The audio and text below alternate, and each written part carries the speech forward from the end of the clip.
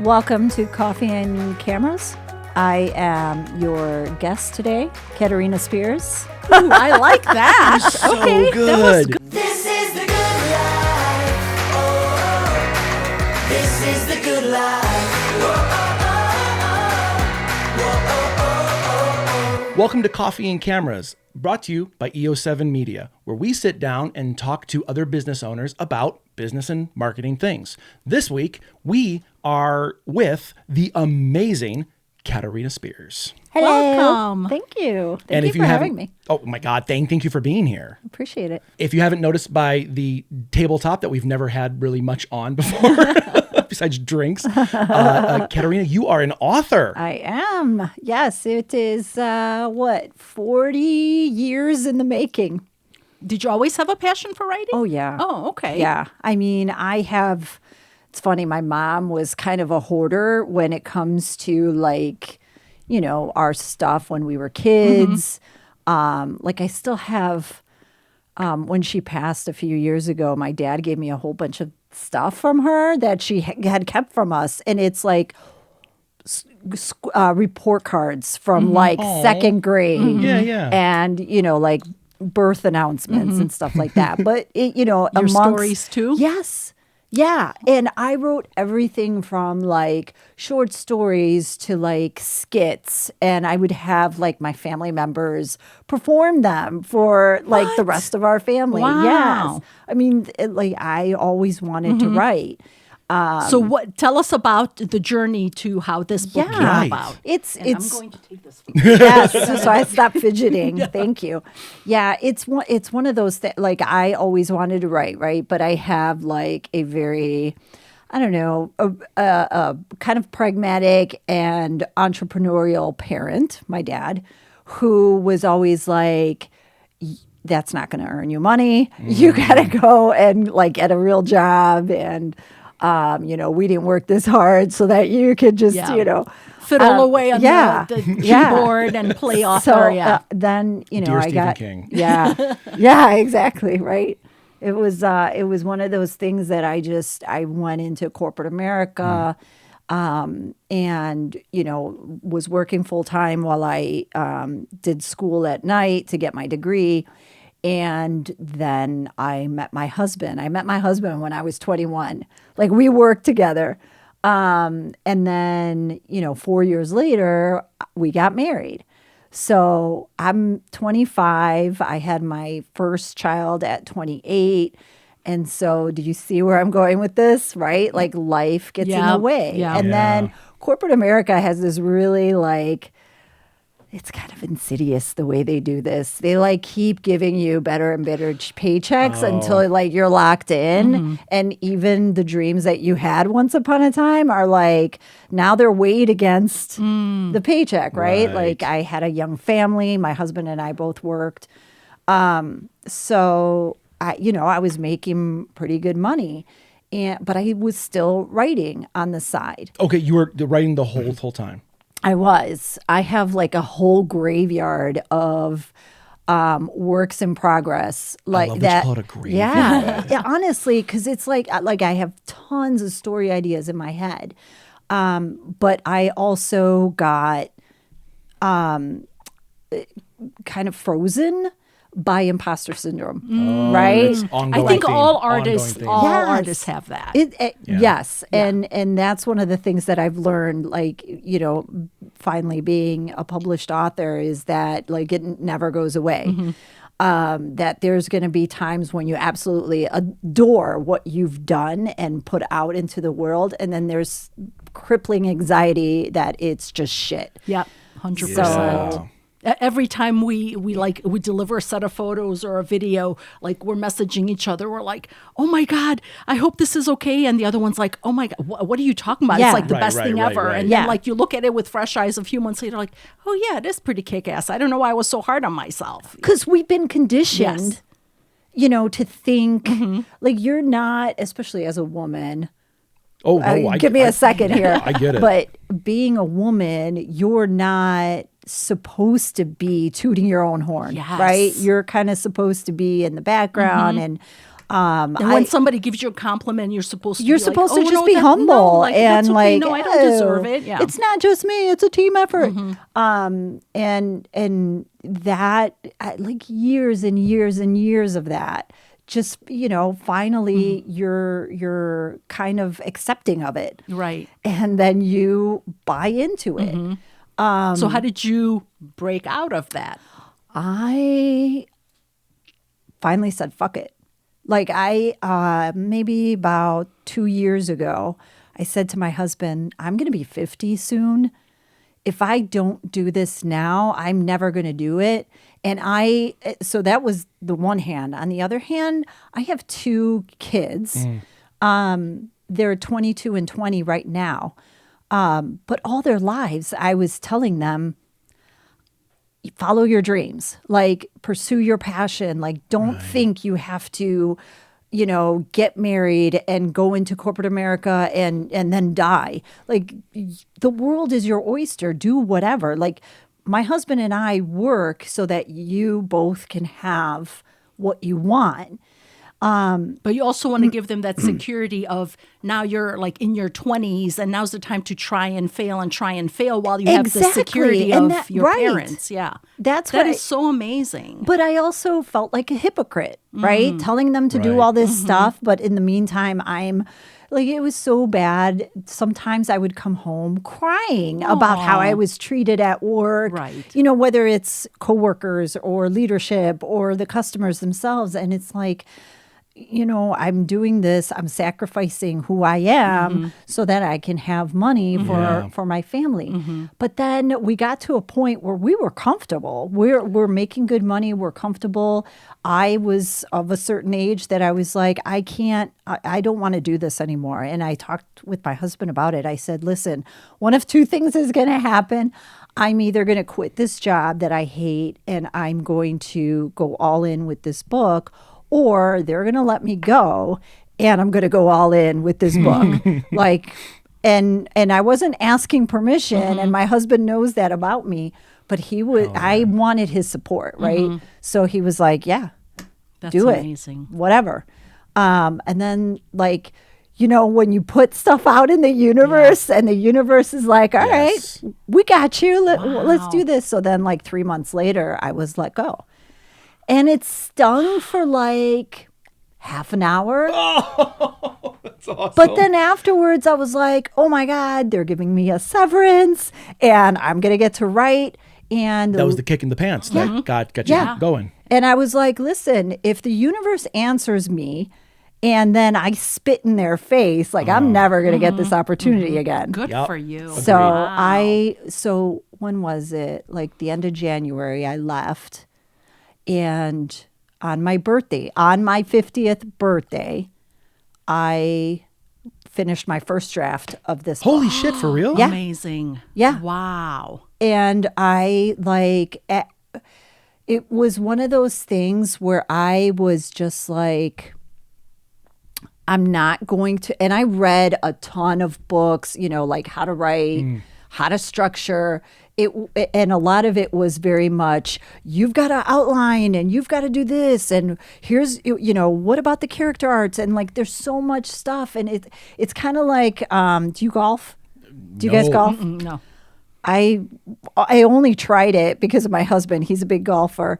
But there's so many rules, like hold your body this way. And I'm like, I don't know what I'm doing. All these rules coming at my and it's that, not fun, right? That was the thing about it that kept me from actually finishing. No kidding. It was like, you've got to do it this way. And another person saying, you got to do it this way. Right, so right. I'm trying all these different things and none of it was Yeah. working. It sounds like when I was first starting photography, I took all these classes and every single teacher had a different way of Right. approaching until I found my way and Yeah. the Right, comfortable way. right. And that's when I became successful. So, yeah.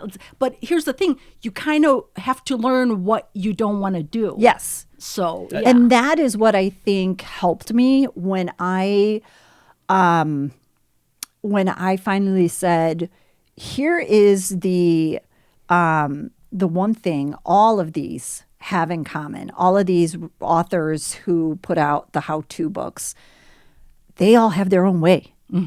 So if they all have their own way of writing, maybe I have my own way of writing. So it was kind of surreal. I'm very woo-woo, in case you haven't noticed. We are too. But Woo away. But when you say things like that, the energy, the universe, all of that, it pays attention. Yes, it does. And I had a dream, and it was a fight scene. It's towards the end of the book, and I could tell that these two people loved each other, but in that moment, like they were, and it wasn't an argument like, no, they were swords out. They were battling. They were like, it was very cool and very real. It was very vivid. And I woke up that morning and I was like, holy shit, I got to write this down. So I started writing the scene. And then I thought, okay, who are these people? How did they get to this point, right? Like what happened? So then I wrote the scene right before it. And then right before that. So I had like all these different scenes that I had to stitch together. And that's how I finished the book. I didn't do it. My problem was I always thought you've got to do it in chronological order. Like you've got to go, here's the beginning, here's the end. I knew how I wanted the first book to end, but I had no idea how it was going to start. And that was crippling because I was like, and you got to write that perfect opening sentence and that perfect opening paragraph because that's how you hook people. Yeah. And that's the other thing. It's like, oh, you've got to hook them within the first X and you've got to have that's a too much killer. pressure. And then I was like, dude, come on. Yeah. Especially in fantasy. I don't know. Like there are some killer first lines. But usually, if you're trying to create a world and you're trying to show the foundation of that world and then populate it, it's going to take some time. Like there's going to be, some learning. Right. When my husband was an author, and the way he wrote is he wrote everything on index cards, and then he just like moved it around and see like what fits. So I'm so glad you found your way. I still do that. It's funny. I read a book. It was another like how to. It was by Stephen Pressfield. Oh, I know about him. Yeah. And like he wrote a book called The War of Art. I read that book. Yeah. I love that book. Right? Yes. That is what finally turned me to say, I'm going to do it. Like, what did you get specifically out of the book that you're like, okay, this is it? I don't remember the exact way he phrased it, but there was basically like everybody's got a different way of writing, right? And everybody procrastinates. Every writer procrastinates. Ain't that true? And that is, usually the death of your art, right? Because you just keep putting. So, and it was something like, a lot about like the first draft just being shit. And I was one of those people that I was like, I'm just going to edit as I go. And no, but because then, I lose the thread of the story. And you lose the heart, you lose the momentum. Yeah. Fuck it, I don't want to do this anymore. But then I was like, I'm just going to give myself permission to, put out a big lump of garbage, and then I'll do it as I, I'll edit it and make it good. A big lump of garbage. No, I absolutely love that because I think too many people get paralyzed in whatever aspect of the job they want to do is like, well, it's not perfect, so why should I put it out? Steven Spielberg has one of my favorite quotes of all time. He says, stop worrying, grab a camera, make a movie. It's going to suck. But now you can make the next one. You can make the next one. And the next, put out the garbage. Because the next one is going to be a little bit better. And I think it was Stephen King that like his motivation was all the rejection letters he kept getting. He had a giant nail above his bed and he just like stacked them. I think he got 50 before he got like one book published. Yeah, I mean the fact that like they rejected Carrie and he just kept going because he believed in it. Right. Yeah. And that to me was like so it's easier to publish nowadays because of self-publishing. It's easier to self-publish than go through because I wanted to ask about that. So what was your process when it came to publishing then? So it's funny. I did all the right things as far as making the product look as good at it as it is between the pages, right? Like I had a professional cover designer. I published both on Amazon, KDP, and through Ingram Spark just to distribute wide for the paperback and the hardcover version. But I didn't do a lot of the things that the other authors do. Like I didn't reach out to like influencers. I didn't have ARCs, which are advanced reader copies. I didn't build the pre-publication buzz. I kind of just was like, I picked 111 because I'm woo-woo. So I just hit publish on 111 and there it was. But I didn't have like a background with like a good core of like reader reviews. Yeah.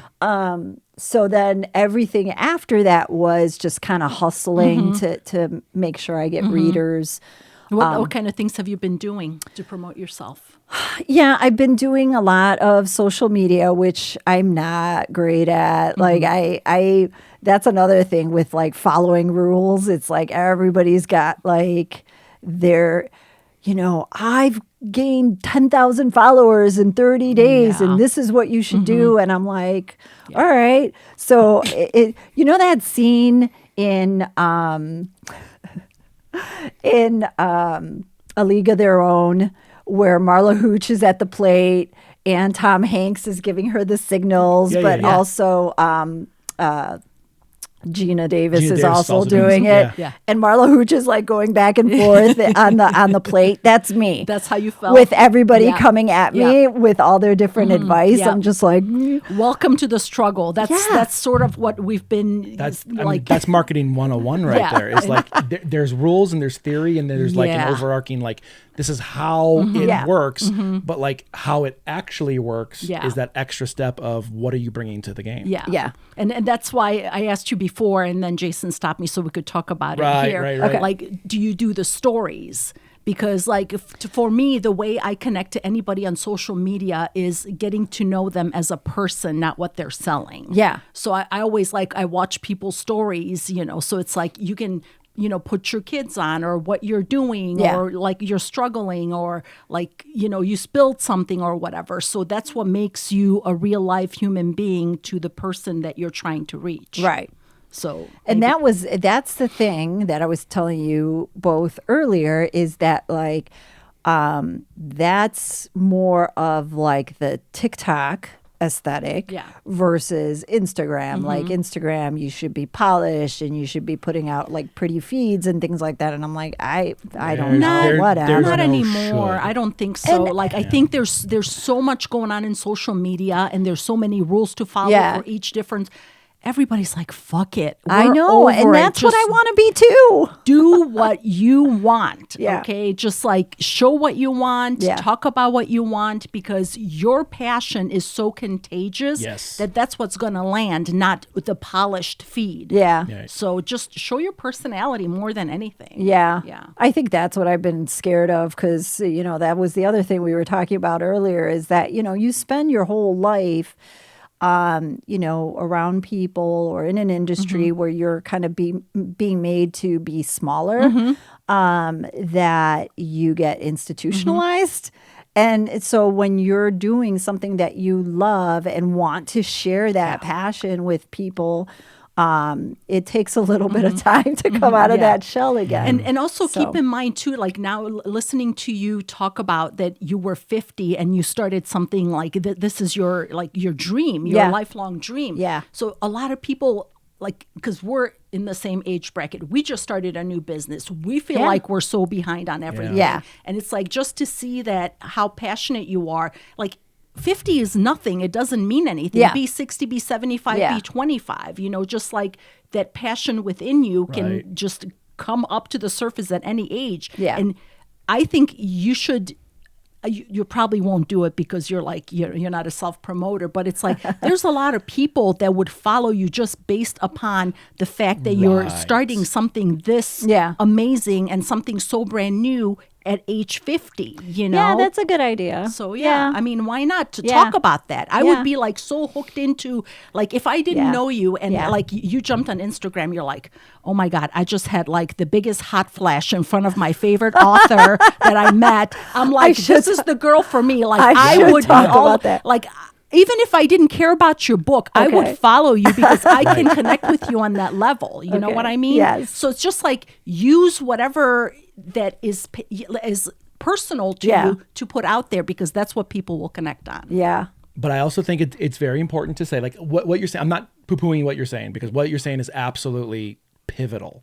But at the end of the day, when you go into theory of marketing, it's your audience. Who is your audience? Do you know? I like to think I know, because I'm also a fantasy reader. I also read romance. I also read historical fiction. Like, I'm very, like, I read very wide. But my baby, my love is fantasy.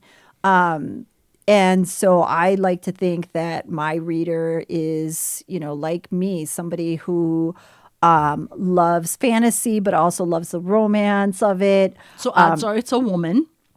Yes. Okay. Yeah. I mean, I would say, when you look at your target market, you want to get as specific as possible. And so I how think old is that woman?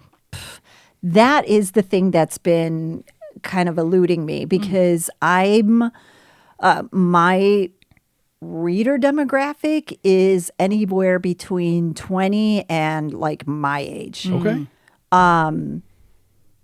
And all kinds of like socioeconomic backgrounds too. That's interesting though, because like being an author is a little bit different from being like a business person. It like is. how can she like niche down? How in to that? right? Yeah. That's what I'm trying to figure out myself. Because again, like, I'm still trying to figure out my brand. I'm still trying to figure out. Like, so why not put out like Instagram polls? Okay, just say, hey, I would want the women who are between 20 and 30 to answer this question. What kind of books do you read? And then 30 and 40. And when people are asked, they're usually, they answer because what's your opinion? People love to give their opinion. And then Instagram recognizes that there's interaction. So it promotes you more. Yeah. So, but research, it's the one thing that most people don't want to do, because, hey, I don't want to do work. But it's boring. It is. I don't mind doing it. I just don't know how to go about it. Yeah. I guess. It's a learning process, but it'll be a learning process that, like, just like you said, like, you'll find out the best way to do it for you. Yeah. Because if you go about it the way other people are telling you to do it, A, it might not work. Yeah. And it hasn't worked. And B, you might not want that process. Because I also think it's very inauthentic to who I am. Yes. And the overwhelming advice that I've seen is just cater to the trends. And I'm like, this is going to sound so egotistical, but I don't want to follow the trends. Oh, we're on the same path. I am the trend. Like, I want to blaze my own trail. 100%. Because I spent most of my life trying to fit into whatever molds people have. And fuck yes. So I don't want to mention the famous author because of her recent issues, but they started writing like the stuff that they wanted to read. They weren't trying to be published or anything, so it's just like she just put it out there and it took off. Right. So you just don't know what's going to take off. Right. This is something that I suggested to the other author we photographed, and I think it's a great idea for you as well. Did you ever try like just recording yourself reading your book chapter by chapter and just putting it on YouTube? No, I didn't, because I'm also like, contrary to this format right now, right. I am not like, I am shy. I don't like getting in front of cameras. I don't. Well, let me tell you something. You're going to have to get over it. because video is not going away. know. It's more. It's expected. It is expected. Like, Yeah. Give her a little bit about YouTube and the joys of it and why she should be on it. Okay, so Yeah, that's another one that I'm trying to, but I don't want to spread myself too thin. and So, that's like, what I wanted to bring up. If yeah. you Okay. literally are going to do one thing, just do YouTube. That's Okay. it. And Quite Jason's literally, gonna tell you yeah. why. I think. Okay, talk to me. So we worked with another author Yeah. in the romance genre. Oh, right on. And by the way, I'm looking at your reviews on Goodreads. Yeah. I swear I'm not like playing a game or anything. Okay. No, I see you got it. Oh my God, the Hold reviews up. are freaking great too. Like, well, sheesh, I Yeah. can't believe this was a debut. What a Yeah. great start to was undoubtedly an epic tale. Yeah. Bravo. I've actually gotten that quite a few times. Some of my beta readers who read my book were texting like friends of friends who told them, and they're like, this is a debut? Like, Wow. this is the first. And even friends of mine who I work with in Yeah. tech were like, you could do this, but you spent 20 plus years in tech. Yeah. Like, It took you What? that long to fine tune that skill. There you yes, go. I agree. There you go. And get over the fact that I have to follow a specific Yeah. formula. Right. Yep. Okay, so speaking of formulas. Yeah. So what you mentioned TikTok and Instagram, are those your two social medias? Yeah, because the majority of the readers that I'm trying Okay. to engage with are on those platforms. But I do know from other authors and other authors that I follow that they are now moving more and more into YouTube, which scares me because I at least could be faceless on Instagram and TikTok. TikTok, I'm a little bit more, I've got the camera on It's me. more personal. Yeah. Because I also don't feel like that audience is very judgy.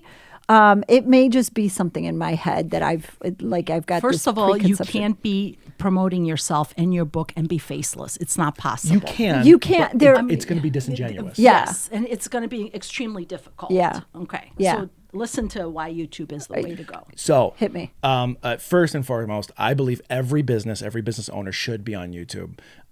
The history has proven it time and time again that every other platform outside of Substacks, which is starting to come up pretty rapidly, every other platform is a flash in the pan. It's like, hey, whatever you post now is great for this week. Yeah. It is fantastic. Yeah, It'll yeah. get you those views. It'll get you that thing. And it It's goes away. disposable. But no Yes. one's going to see it Yeah. 2 weeks from now, Yeah. a year from now, a decade from now, unless they're actually hunting for you specifically. Yeah. So they're not going to find it in their algorithm. Yeah. YouTube, however, works as a library. YouTube is this epic place of education rather than entertainment. While the entertainment's there, people go Right. to YouTube to learn something, Right. to learn about a book, to learn the review of the book, to learn who's the author of this book, Yeah.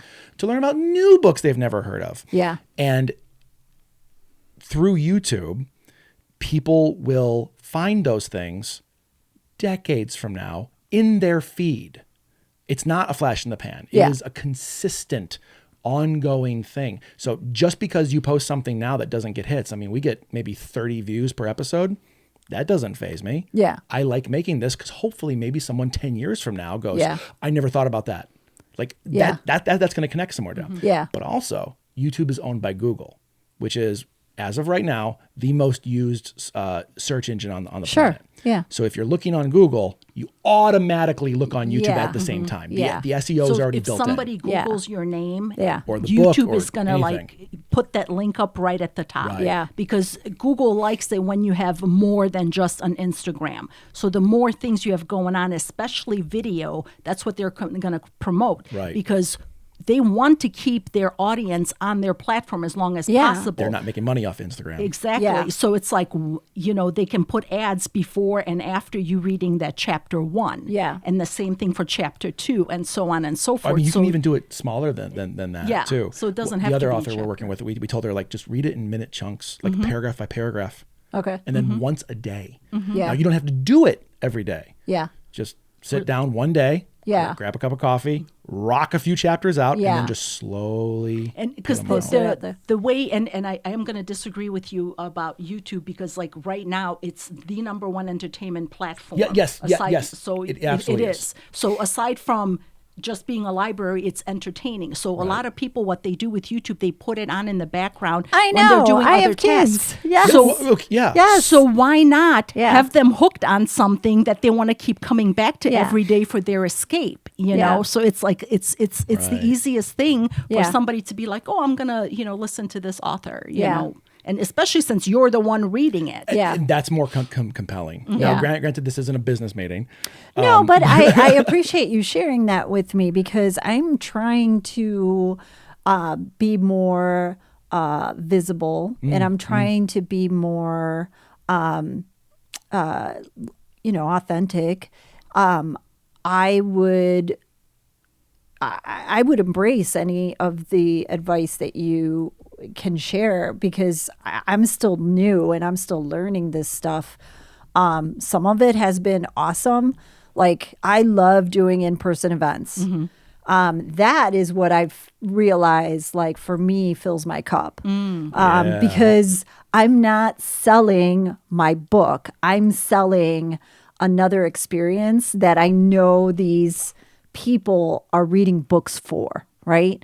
Like I'm not talking to somebody who could potentially buy my book. I'm talking to another fantasy fan. I love fangirling about like all this geeky stuff that I'm, totally into. I was at Book Harvest this past weekend and I met 3 women who, as soon as they walked up, I was like, you're my people. Because they're wearing like fairy clothes. They look like they were going to the Ren Fair, which I love. We go to the Ren Fair every year. And one of them mentioned a video game that I play. And I was like, oh, of course you're gamers too. What video game do you play? I play all kinds of stuff. Most of it is fantasy. Get ready, people out there, to have a new friend in battle. Seriously. I am shocked that an author would play video games. Are you serious? Yes, this is what you should be talking about. So it's funny because part of me, like the way I procrastinate when for edits, I hate doing edits because it's such a slog, but I procrastinate by playing video games. Like I will play my video game and I play them over and over and over again. Actually, the kind of inspiration for my book was based on. Do you guys play? He does. Yes. Yeah. Assassin's Creed. Yes. Okay. Odyssey. Yes. Okay. I play Cassandra always. Oh my God. I love her. I play that game at least 3 times a year. I've played it over and over and over again. And I love her. And she was a big inspiration for this story because I was like, first of all, she's badass. She fights better than some of these men. And she's got such a great story. I said, I want to write a story about a female who's a god, who's not an asshole. And because that's the thing about Greek mythology is like all the women are either, villains or monsters or victims. Yes, Victims. 100%. So I'm right? I'm pretty sure all of this was written by men. Let's see if we can change the That's script. amazing. So Oh yeah, my God. and so when I was talking to these women and they were telling me that they're gaming and I was like, yes, you are my people. So I think that's what draws me to these in-person events. Yes, but if you are on YouTube and Instagram talking about that, what you just said, that exact same thing, then you will find your people you will draw more people to the event that's locally. Oh my God. Okay. I got to throw one little nugget out here really quick. So if that is your aesthetic, and I'm just learning about this because we've hung out twice now, and the first one was like, let's go, we gotta go work. What are you doing to reach outside of the reader community? Because I have an idea that might blow you up. So I have a friend in my writers group who also writes fantasy, and he was like, I go to all of the D&D there we go. trade That's shows. what I was going to say. And I was like, dude, I didn't even think of that. Gen Con in Indiana. So I think I tried to get in there, but I think it might have been too late for this year. You got to book Yeah. pretty early, but 'cause they stack up. even closer and smaller than that, like Jason recently got into tarot and candles and stuff like that. Yeah. So he's been dragging me to all these stores, which I'm thoroughly enjoying because I'm getting into all the Yeah. woo-woo shit, Yeah. like you said, because I always has been into it, but it's like now it's like more tangible. Yes. It seems like there's a lot of stores around a here in lot. Elgin. Yeah. And they have like weekly events. They have weekly game night. They have weekly get together. Gypsy Haven in Elgin every Monday at 8:00. All they of do these something woo-woo community. stores have Yeah. something going on weekly. So just start showing up and getting to know these people Yeah. because they're your people, even if Well, you just connect on the woo-woo level. But it's who also knows? like it's in vain. included like Exactly. in the book, right? There's oracles, there's mysticism. I mean, Yes. Exactly. So it's just make friends with the owners and Yeah. just be there all the time, and then you become a recognizable face. Yeah. And then it's so easy to promote people you love. Yeah. You know. That's how when we did the shoot at Hoof and Horn. Yeah. I mean, love that place. I know I was there like every There you go. weekend. I've gone back quite a few times Yeah. and dropped quite a bit of coin. Yeah. Yeah, I love it there. But a lot of their books there are nonfiction. Yeah. So I was hesitant to pitch, some shelf space for my book. But it's I not do really like about pitching yourself. Yeah. It's just about like them knowing you. Yeah. And then if anything ever comes up, like you're going to be the number one Yeah. author in their Now, mind. the way you're saying it, I just want everyone to know that does sound a little manipulative.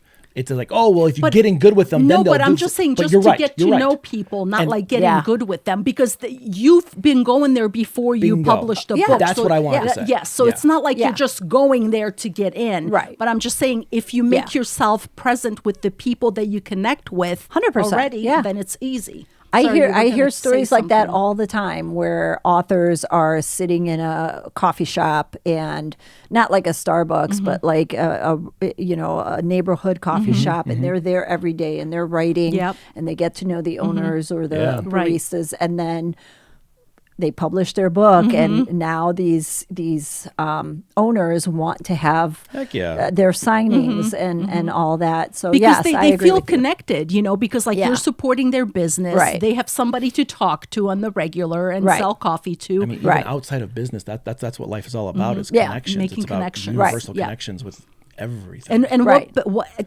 for me, it's like I don't play video games, but the way you talked about Assassin's Creed Yes. and the way like Jason got all Yeah. excited, I'm like, what am I missing? So Yeah. it's like I love hearing about people's passions. Yeah. Whether or not I can relate, it doesn't matter because it's so heartwarming to me. Yeah. You were going to say something about D&D. No, that's and what I then was we saying, kinda like- went like- off. And do those events. Finding similar in the realm. Yeah.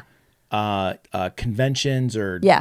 outings or gatherings, and I think by offering something that is not what everyone else is, because Yeah. if you go to a book convention, well, Yeah. you're going to be competing against every other author there. Yeah. But if you go to like fantasy, like a D&D Yeah. thing, and there's a lot more than you think there are. Yeah, no, I know there are. And they have a ton of them in, northern Illinois area. Yeah, there are. And, even in the tri-state area. I would love to go because outside of selling my book, I'd love to see all the costumes they're all wearing. Yes. And right? Like Yes. that's why I love going to the Ren Fair. It's like I wish we could dress like that every day. Just Why Can- have you can- thought about can you getting do a the booth Ren at Fair? Ren Fair? I have thought of it. I'm trying to ease my husband into it. We'll see. What does he have to do with it? Well, because it's like an hour drive, an hour and a half drive. You to cross go out by there. Mars Cheese Castle. Yes. That's all you need to know. Make a stop at Mars Cheese Castle, get the best beer in the world, get the best cheese, Yeah. and then. But I actually was planning on using it as like a promotional vehicle. Like, Yes. So I have done giveaways where I've given tickets to the Ren Fair you're to nailing people it. who are, fans of the book. Yes. have you posted but that, I- hey, I'm going to the Ren Fair, come and say hi? So, and that's the next step for Okay. me. That's the thing that I was going to do is, just do a lead up and say, hey, I'm going to be here, come dressed as Terena or Darius and come up to me and I'll give you a gift card or something. That has always been my dream to have someone cosplay one of my characters. Yes. Are you kidding? God. That would be amazing. Yeah, for me, that's goals. Right? 100%. I did a comic book for like years and like I just dreamed that one day would just show up as like one of the cool characters. Yes. Or one of the nobodies. I mean, it's totally fun. Honestly. Oh my God, that'd be a dream. So you're a self-published author. Yes. Like we got down the rabbit hole really quick. Yeah. I'm going to make a quick turn. Yeah. You're a self-published author. So what made you decide to do that versus the more traditional? Like I think a lot of authors go like, well, they're going to take care of my book for me. And and the process is. While I was researching, yes, they help you with marketing, or they give you more help with marketing than you just doing it on your own as an indie author. But for me, I did want to go traditional. And so I even took a course on how to write query letters, which is basically your letter introducing yourself and your book and to an agent. Oh, holy crap! Like even more specific. Yes. Okay. Because the majority of the big publishers don't accept unsolicited. They work through agents. So I did that class. I was looking at all these agents that kind of fit, my genre. And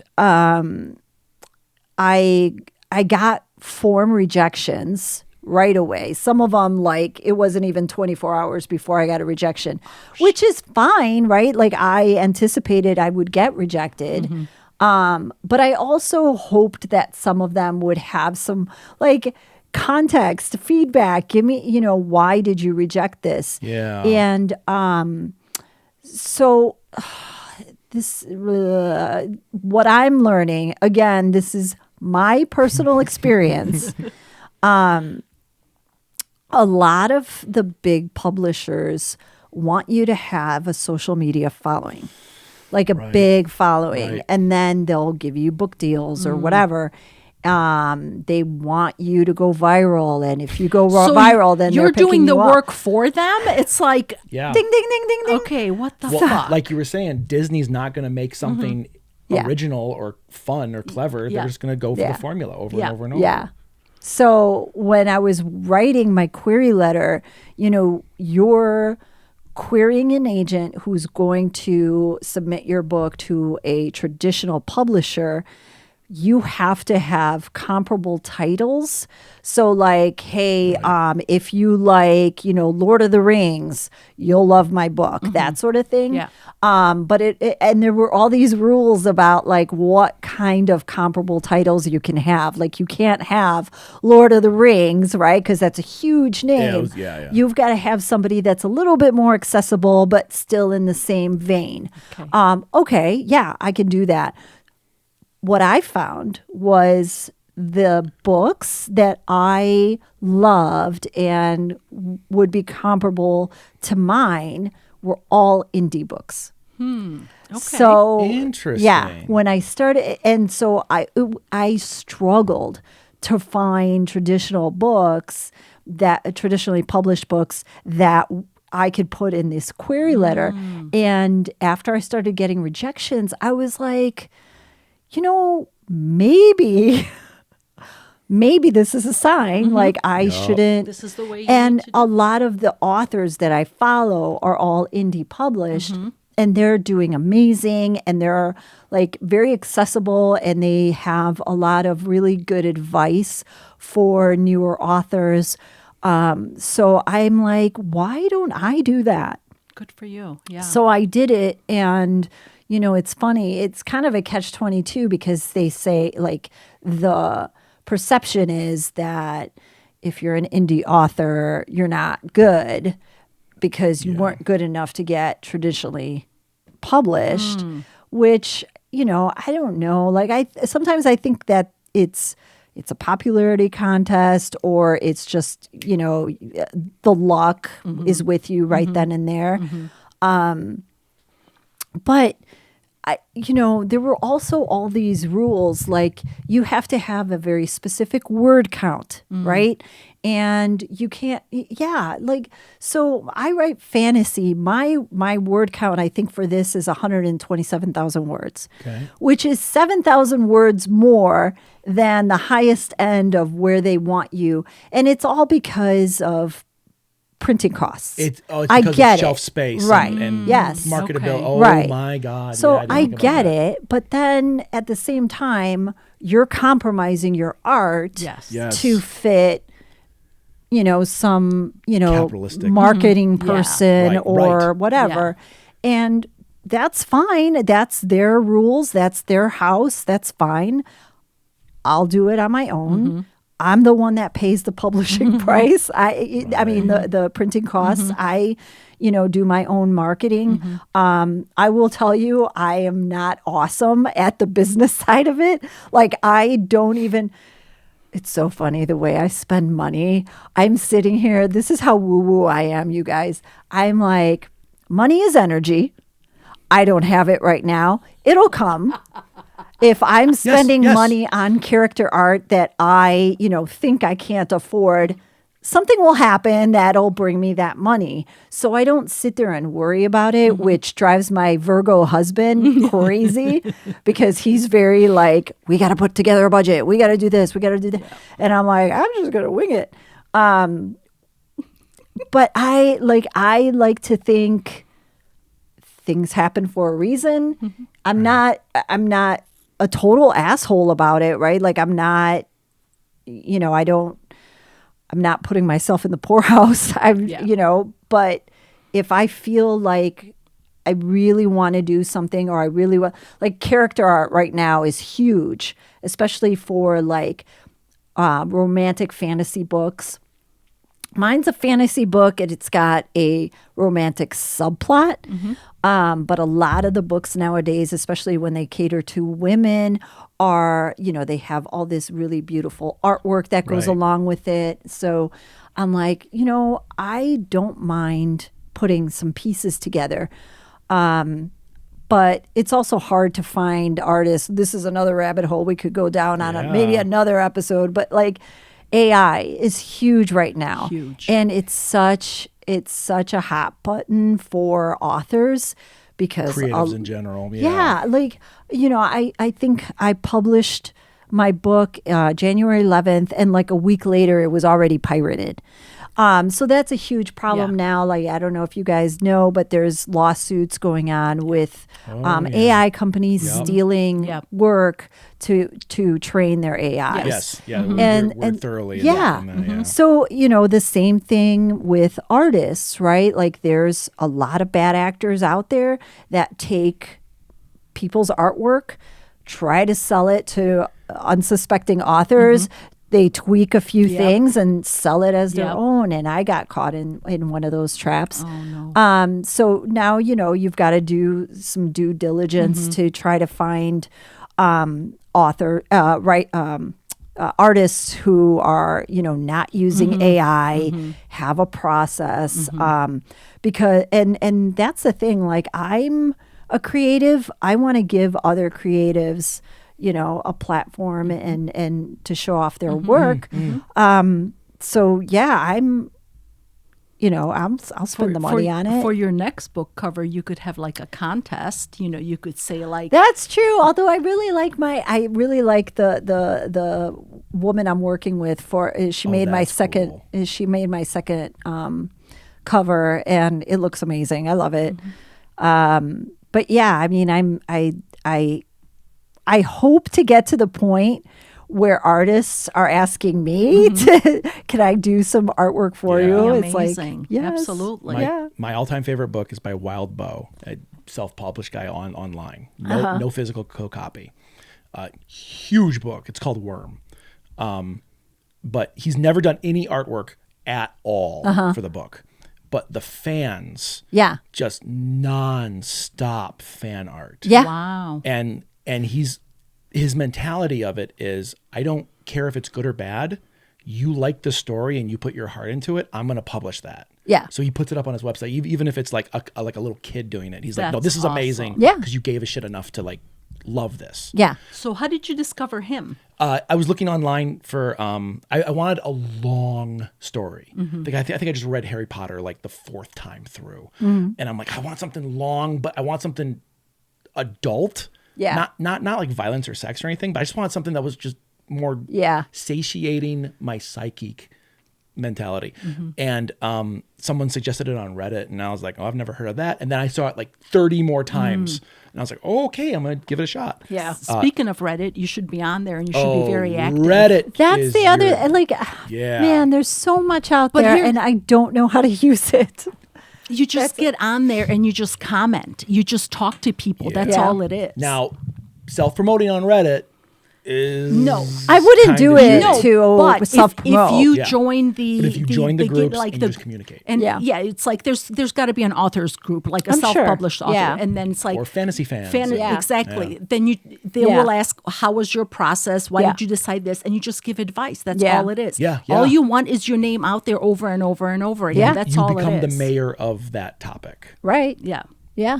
You know, like, and then that's what it is too. Is like the more you comment on things, like things you actually give a shit about. Yeah. Exactly. Like if you're on a video game, you know, subreddit or a fan page or whatever, just be yourself. Yeah. Yeah. Just And be then like, cool, you this- could talk about how you played it again for the 3rd Yeah, time right, this year. right. Yeah. And by the way, you know, like, and you don't even have to mention your book. If somebody clicks on your bio, Yeah.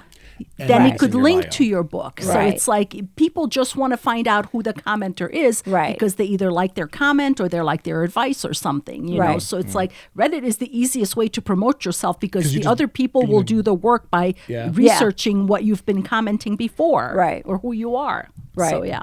Yeah. No, I agree with you. Somebody else said that to me and I was like, yep. Yeah, I got to get on it. I saw your book the other day at Anderson's in Naperville. It was Yes. really cool. I was like, nah. Oh my God, I know her. I think you texted me. Yeah. I was like, We felt like we knew somebody famous. I know. I go there every once in a while just to visit my babies. Oh, that's so it cute. was very cool. how many other stores are you in? And like, how did you go about the process to get in them? So Anderson, like a lot of bookstores, will have like consignments. And they have at Anderson's, they've got a local author section. First place I always go to in every bookstore. Yeah. Really? Yeah, That's always. cool. Yeah. That's awesome. Yeah. And then, you know, they, you know, you fill out a form, they look at it, like they get new authors, local authors quarterly, you know, depending on shelf space and how well it's selling and stuff like that. So mine has been selling. So yay. Yay, that's awesome. Yeah. So I'm still there. So that's awesome. And they did this was back in August, they did a local author showcase. I was up there with like 3 or 4 other authors that wrote, I think 2 of them wrote children's books. One was more like nonfiction, but like sports related for like high school sports, super niche. And then there was me, right? Fantasy fiction. What was interesting about all of the others, you know, they did a Q&A at the end. They were asking, you know, what's next for you? Like what you're, and I was ready. Like I was like, hey, I've got another book coming out Heck yeah. in November. It's a sequel, right? Yeah. Okay. So this is a planned trilogy. There might be 4, but 3 for sure. And then I've got like a couple of novellas I'm going to do as spinoffs because there's some side characters that like are demanding their own story. Oh, hell Which is yeah. really Oh, cool. man. Yes. Hell yeah. It's You're really building cool. a universe. Yes. And I love it. It's so, and that's the thing. It's funny because I had some beta readers that were like, there's too many people and there's too many names. And I'm like, do you live in the world? Like there are a lot of people in the world. Like you're not going to meet 5 people and those are the same 5 people you're going to follow the rest of your tell life. me a Come good on. fantasy book that doesn't have Yes. a giant Oh cast. my God. Yeah. Yes. And not only that, it's funny because you know, the second book I think has a lot more action, just because now she's kind of coming into her own. I mean, it's literally called The Era of War Rises. So she's like stepping into her power. So it's a lot faster paced. There's a lot more going on. And one of my beta readers was like, I was exhausted by the end. Like there was so much going on. Like you might want to put some more scenes where we're just taking a breather. And it's so funny to me because I was thinking like, I play action video games. Right. Every one of those is like, you're constantly doing something. Like there is a quest, there's a quest, there's a quest. And like, that's how I was writing my books is like, yes, there's moments of reflection and there's times where you're just building, you know, the characters and their relationships. Right. Yeah. But it's a fantasy book. It's going to be fast paced. So, and it's funny because some of the things that they were talking about, I was like, yes, you got it. Thank God. You know?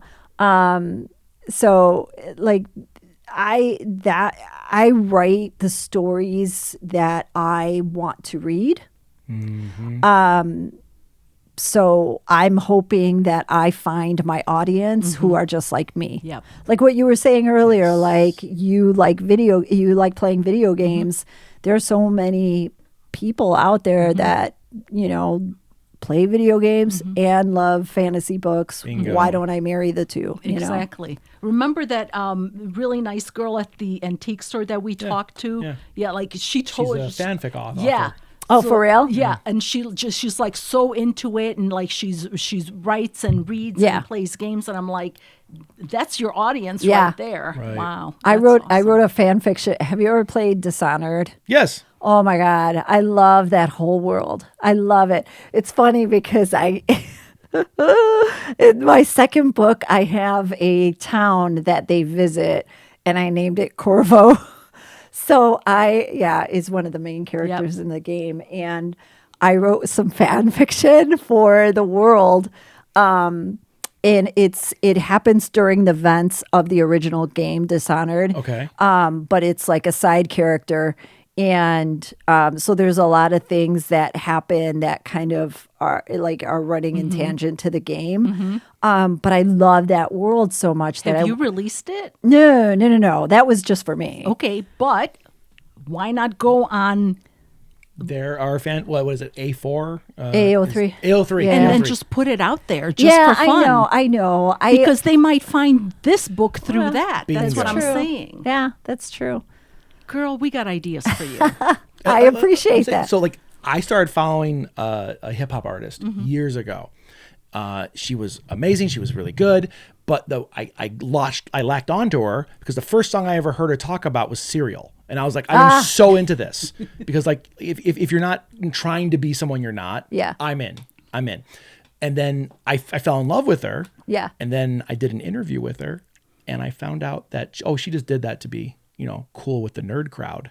And I was like, that was disappointing. you just lost me. Yes. So I bet she lost a lot of disappointing. people. Yeah. But then she got radio play and she got a whole new audience. Yeah, and blah, blah, yeah. blah. But anyway, so like I think when you speak to who you are, to the audience is going to find you. Yeah. Because nerds love nerds. Yes. And it's all about, you thought that was cool? Check this out. Yeah. Like that's like the nerd culture right there. Like we just want to share things. And especially since you don't look like the typical nerd, okay? Like you look like a freaking goddess, Ooh, you thank know? you. So it's like that alone makes you way more interesting because you're beautiful and you have big boobs and it's like I mean, really, when This you went think down an avenue I I'm wasn't just saying, prepared when for. you think of a nerd, you don't think Actually, somebody no, that looks like her. I disagree with you 100%. I do too, because there are some that I was like, maybe it's just me, but when I think of a nerd, I would never think of you. That's an old stereotype. Yeah. It's an Okay, old so mentality. I'm old. I'm sorry. No, I but just don't think you're a nerd culture. Got it. yeah, I agree with you. Okay. I think that there's a lot more people who don't fit the stereotype that are in it. And But just because I've known you for so many Yeah. years, like that, I thought like something like this would come up in one of our conversations, but no. So that's why I find it so surprising. it's also one of those things because I didn't talk about wanting to write I didn't talk because that's true. Because I don't know. Again, woo woo. Speaking it out. You might also draw like jealous people or people who want to not see you succeed. Not because they're like malicious, but because they like you in the mold that you are in. Like your dad. Right? Yeah. Who hammered and get the real job. Right. Yeah. And for him, it wasn't about like, I want to keep her down. Right. It was, I want to keep her safe. Yeah. So normalizing her, fitting her in. Like I, was born in the 70s in a time in America where it was all about America, right? Like America. If you had a foreign sounding name, you were automatically not American. Like it just made no sense, but that's how it was. So I got an Americanized nickname, right? And that's who I was for the first, good part of my life.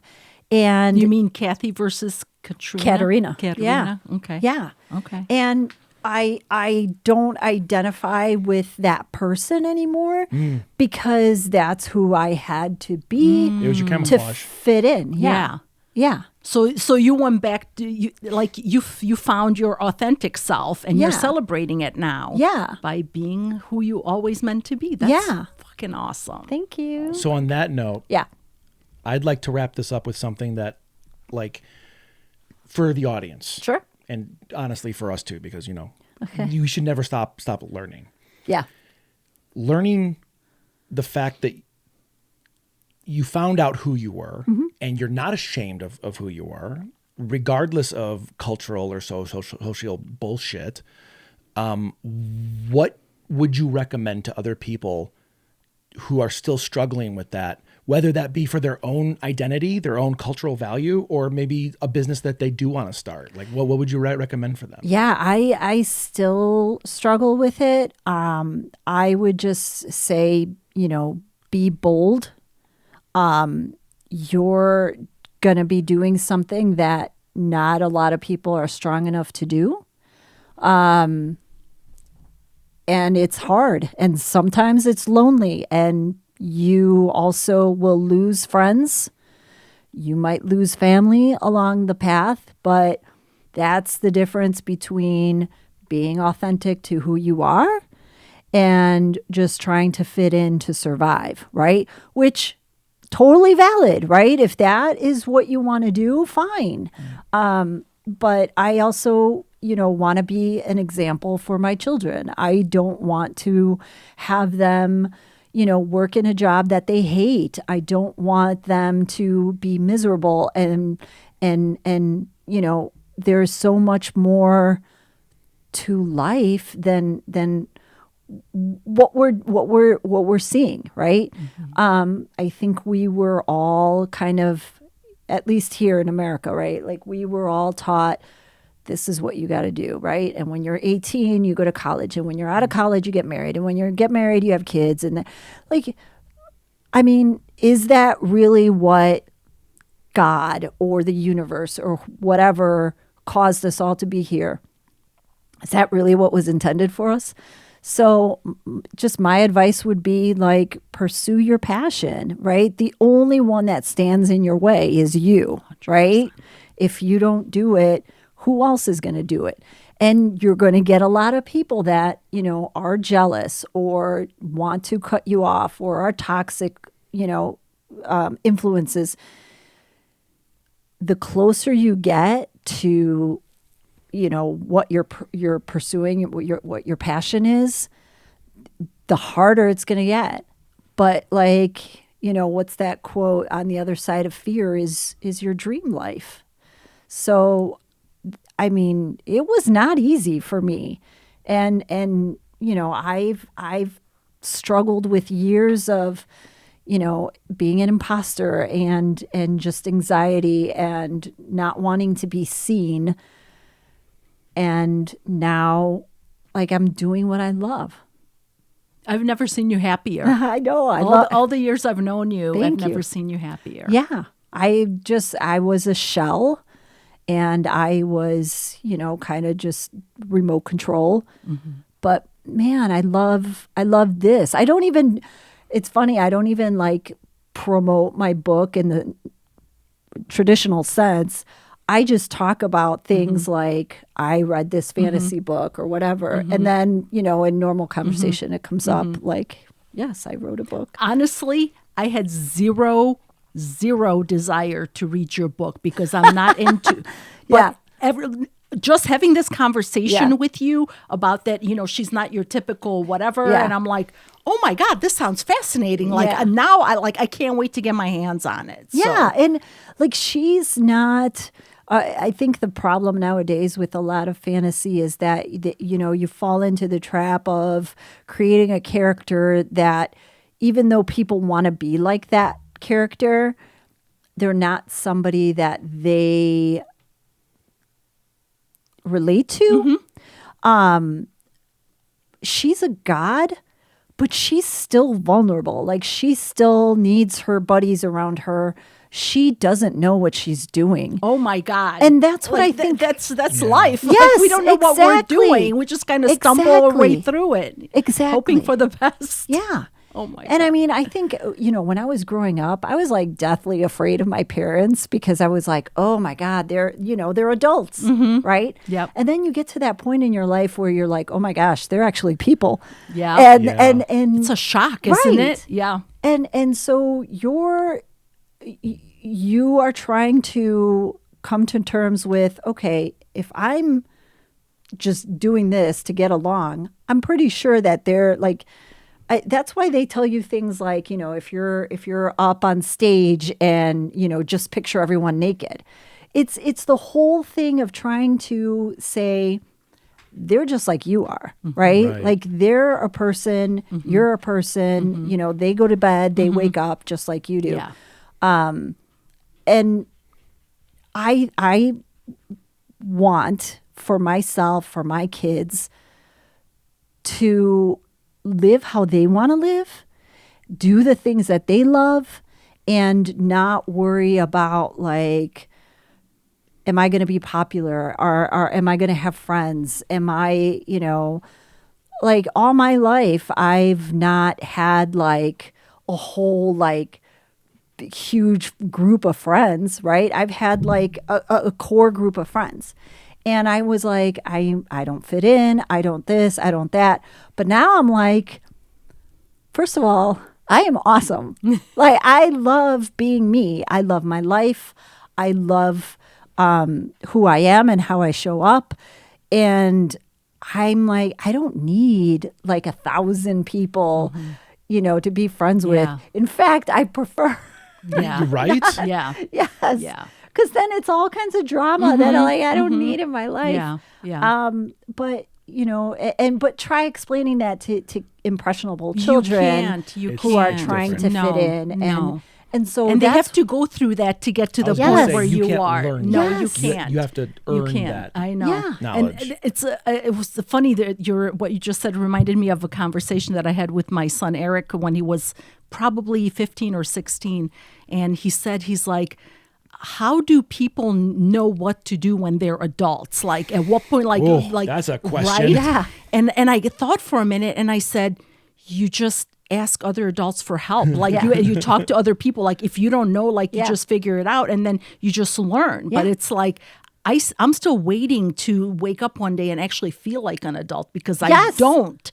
Yes. And I'm like, how am I like running my life? Like nobody taught me like what to do when this happens or that happens or, somebody close to you dies. Like, how do you handle it? You just like, you take it one day at a time and you do the best that you can, you know, but there's no lessons that you can take. So So you're such a great example for your kids though. I hope they realize that. I want them to see that I am being authentic and I want them to do that and let people fall out of your lives if they're not jiving with you.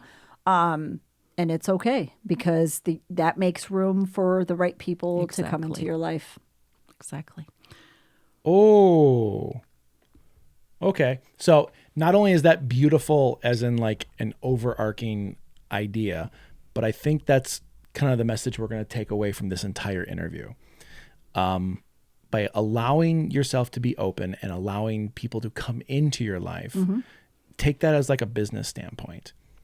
You are being open about who you are. You know, we are trying to be open about who we are. Right. You are allowing that energy to go out into the world, and then that will resonate with the people it needs to. Yeah, I hope so. And then that's how you make a fan base. That's how you get a followership.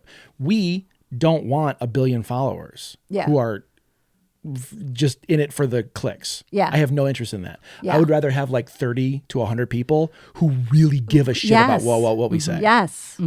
Yeah. Because then they'll be rabid and they will follow you and they will listen to you. Yep. And like, it's so funny that, you know, in the space that we're in, we're always like, oh, how do I get more followers?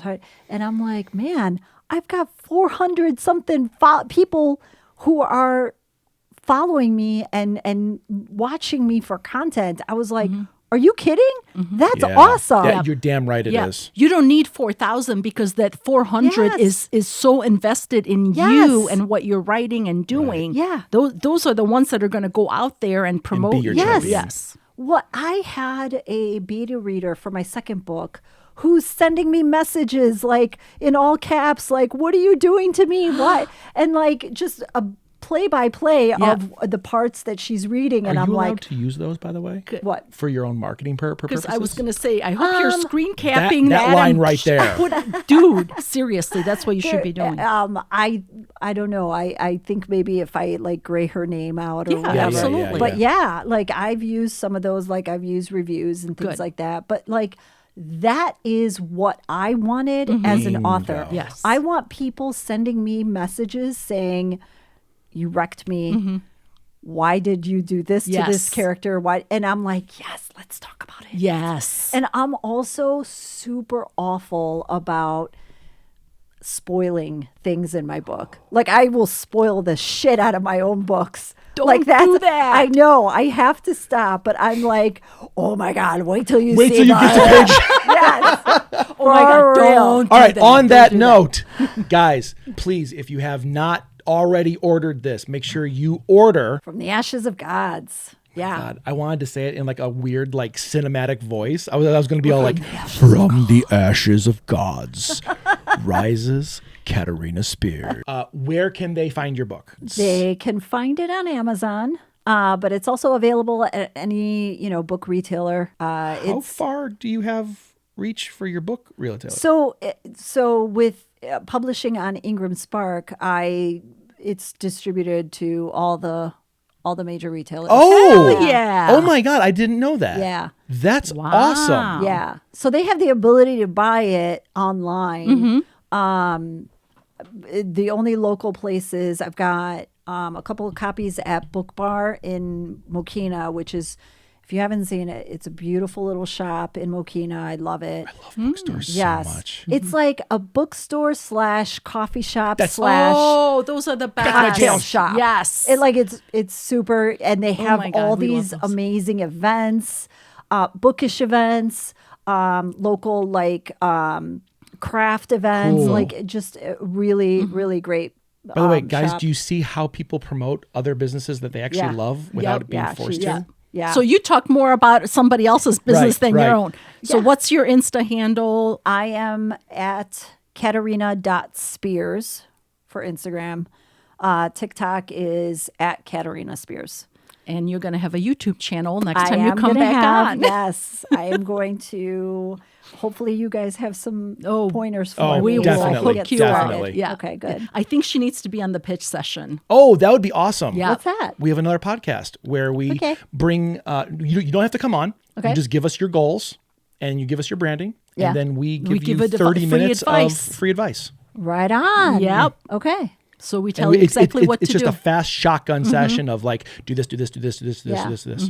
Okay. It, Yes. it I keeps us definitely sharp need that. in our skills. We started doing it as practice. Yeah. And we're like, oh my God, we should record this. Yep. Yeah. So thank you. Oh my God. you. Oh my God. You are so Gods, thank you. Yay. great. And you are such a natural on camera thank and you. just chatting. So don't be scared of YouTube. Oh my, yeah. You owned this. Yeah. Oh, thanks.